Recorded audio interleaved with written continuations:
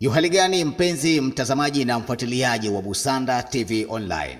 Tukiwa tuko hapa katika kijiji cha Mwemelu kilichoko ndani ya kata ya Nyarugusu, ambapo wakazi wa kijiji hiki cha Mwemelu wameandamana katika mgodi wa mwekezaji mmoja anayetambuliwa kwa jina la Salum, ambaye yeye amewekeza katika kijiji hicho, na kutokana na hali ya athari ya milipuko ambayo inazidi kutokea kila wakati wa kulipua miamba, wananchi wameona athari kubwa katika nyumba zao zikichanika, na leo wameandamana kwa ajili ya kumuomba mwekezaji huyo aweze, ikiwezekana, apate kuweza kuwahamisha kabisa au kuzungumza kwa namna yoyote vile ambavyo ataweza kuwaridhisha ili wakae katika mazingira yale au kuwahamisha kabisa. Baadhi ya wahanga wa tukio hili wametoa maoni yao wakimuomba mwekezaji huyo wakisema, nikikosea, asante ndugu kiongozi mwenye futa hiyo. Asante ndugu kiongozi diwani wetu wa kata yetu ya Nyarugusu, ndugu Samata Makula. Sisi kwanza tumefurahia kwa swala la kuja kwa ujio hapa kwa ajili ya hili swala la wananchi hawa, kwa sababu ya hii taharuki. Wa China wamekuwa na milipuko mikubwa ambayo inaleta athari kwenye makazi yetu. Sasa sisi kama wananchi tumeamua hili swala, wewe kama diwani wetu wa kata yetu hii utatufikishia mahala husika pa juu, ili kwa ajili ya wao wa China. Sisi lengo letu moja kwamba tunahitaji angalau kama itashindikana swala la kutuhamisha, ina maana kwamba watulipe shilingi 500,000 kila kaya.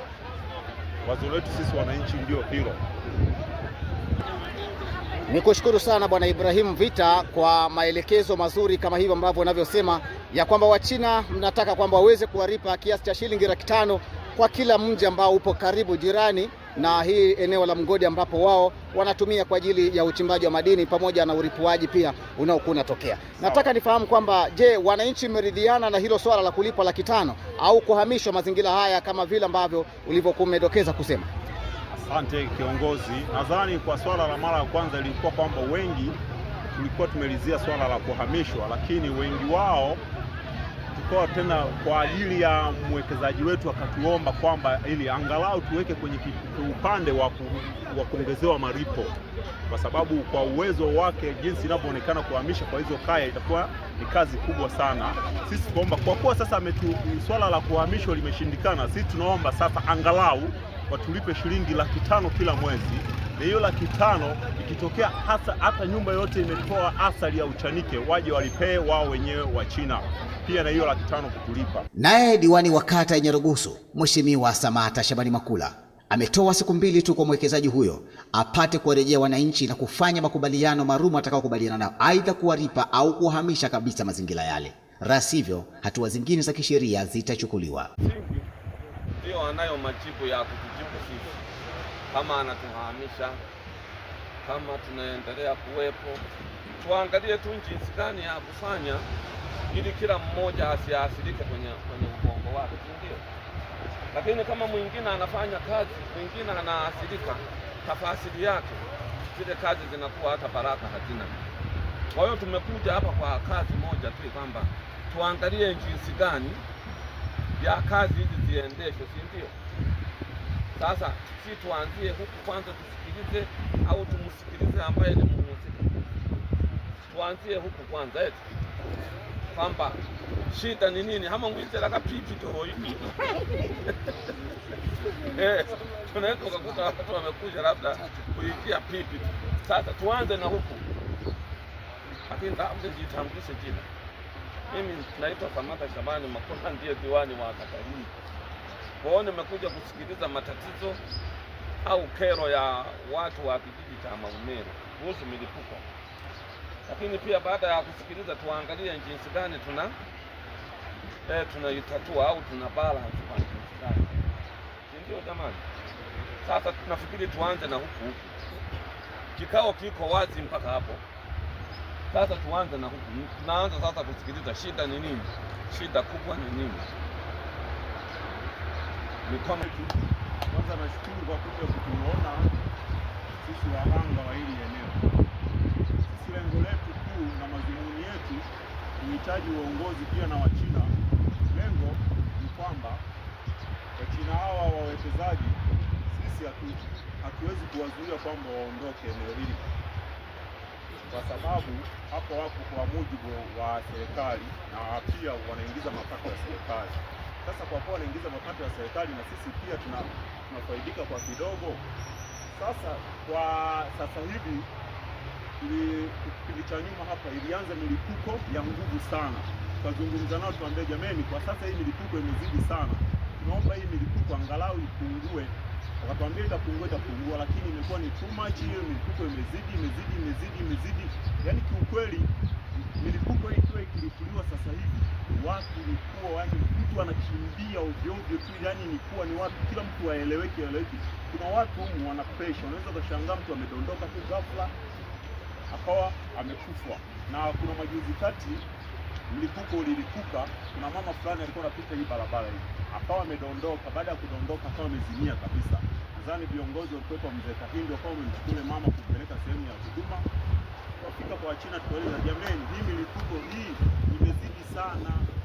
Wanatuahidi sasa zimezidi. Sasa hivi kwa kesho mtaona hiyo hali tutakuja kulia. Hapo tayari wameshakuwa ni majirani zetu. Basi imeendelea hivyo. Sasa kwa kweli mheshimiwa diwani, kwa sasa hivi swala limekuwa ni too much. Sasa sisi kama wahanga tukaorganize tukasema kwamba kwa sasa hivi swala sasa kama wameshindwa kutusikiliza sisi majirani wahanga sisi tunaomba swala moja tu, diwani, kama inawezekana watuhamishe kabisa, sisi tuachie eneo lao walikuwa wanavyohitaji wao kama wao. Masuala ya kulipo hizi hela 300,000, 100,000, 150,000 kweli kwa asali tulioipata hazisaidii kitu chochote. Nyumba zinachanika, unaweza ukakuta huko kuna wamama wazee wanaumwa wakashangaa mtu ndio hivyo kama nilivyoeleza toka mwanzo.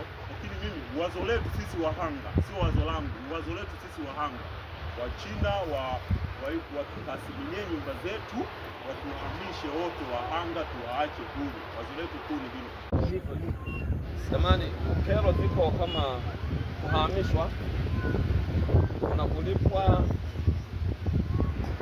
levo moja, ndio, alafu kuna kuongezewa, yaani la kuongezewa na lile la levo moja ni kama linaendana eti kama yako mambo mawili. Sasa tulipwe kama ni laki wote tulipwe laki, sio mwingine alipo 20 mara 30. Kama ni laki 3 tulipwe laki 3 wote, ndio. Lakini la pili la kuhamishwa, sasa tuangalie ambalo linaweza likatusaidia, ndio. Lakini mimi mawazo yangu ninavyowaza mimi, kama kuna uwezekano labda mlipuko, anaupunguzaje mlipuko? Kwanza bado yuko juu, ndio. Hebu tumpe nafasi na yeye atueleze, kwa sababu amesikia, ndio. Mheshimiwa Meneja. Ndio, na wenzangu, habari sasa hizi. Kwa majina naitwa Mohamed Chilumba, ni msimamizi, nafikiri ni msimamizi wa mgodi wa Salum pamoja na hawa wa China. Kuna mambo kama matano yamezungumziwa hapa. Jambo la kwanza kuhusu mlipuko. Inasadikika mlipuko umekuwa mkubwa kiasi cha kwamba watu wanapata taharuki. Nasema kwamba inasadikika mlipuko umekuwa mkubwa kulingana mpaka inapelekea kupata taharuki katika wakazi wanaokaa karibu na mgodi huu. Jana kweli nilipata taarifa kutoka kwa mzee Kahindi, alipigia simu kwamba bwana, mlipuko umekuwa ni mkubwa na kuna taharuki imetokea. Nikafika mpaka hapa, uzuri nikawa nimeonana na Mchina ambaye anafanya kazi ulipuaji jana.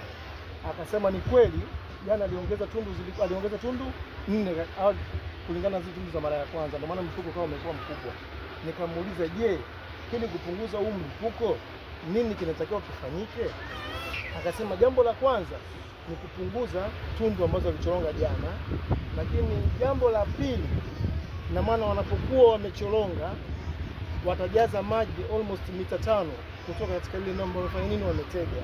Ina maana watu wakilipua kishindo hakitaweza kuwa kikubwa, na wala hata zile fumes za wanasema gaza kwa zile sumu na nini, ule moshi hautaweza kupanda kwa sababu ndani kuna maji.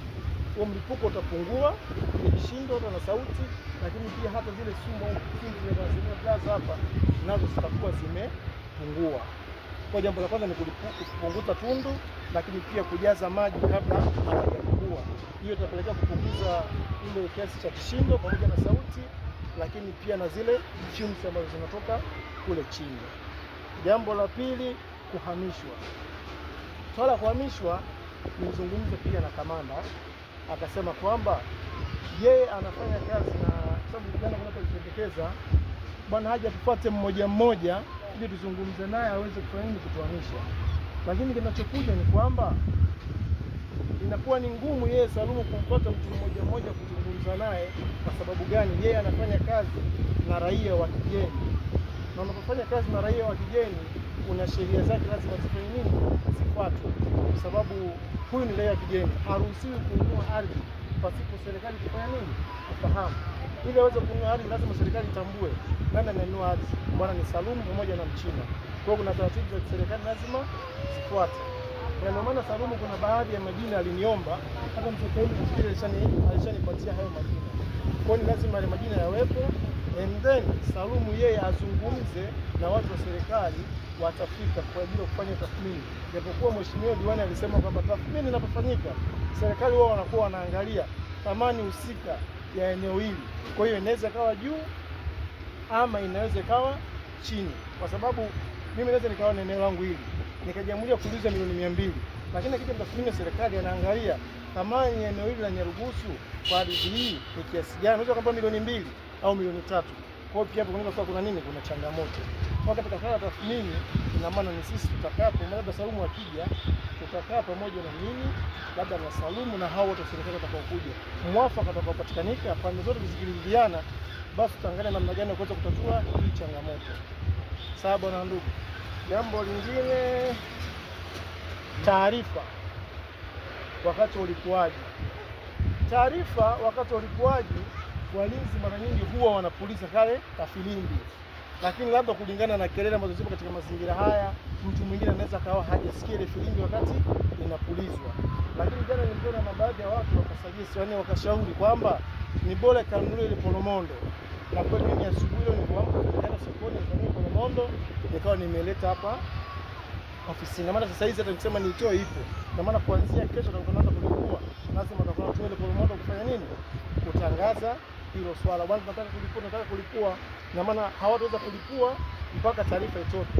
Lakini taarifa ikishatoka, ile mlinzi akishawisha taarifa nimeshatangaza tayari, watasubiri ndani ya dakika 10 ndipo waweze kulipua. Kwa nini nasubiri ndani ya dakika 10? Ili mradi wale ambao wamesikia taarifa waweze kujiandaa, bwana wanalipua. Kwa baada hapo ndio kufanya nini? Watalipua. Jambo lingine, kuongezewa hela. Nikiripoti matukio kutoka katika kijiji cha Muhemelu kilichoko ndani ya kata ya Nyarugusu, ni mimi Paul Januari wa Busanda TV Online.